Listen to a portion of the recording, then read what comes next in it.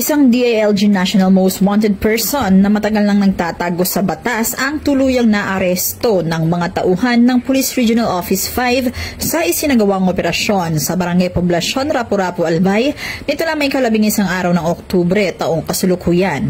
Ang sospek na kilala sa alias na Batista, 40 taong gulang, binata at mangingisda ay tubong Malolos City, Bulacan at kasalukuyang naninirahan sa Bacon District, Sorsogon City, Sorsogon. Siya ay inaresto sa bisa ng warrant of arrest para sa kasong murder na walang inirekomendang piyansa.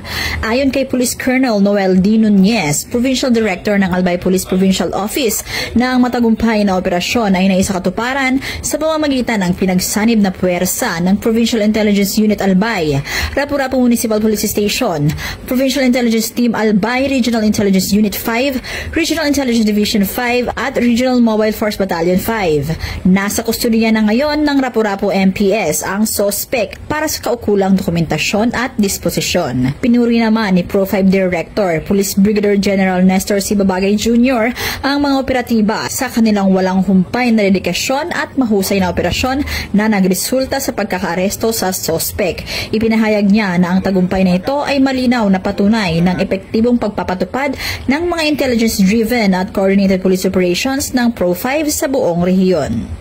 Mula dito sa Bicol Region, ako ang inyong PNL correspondent, Staff Sergeant Irene Hani Triabad, alagad ng batas, tagataguyod ng Balitang Pulis.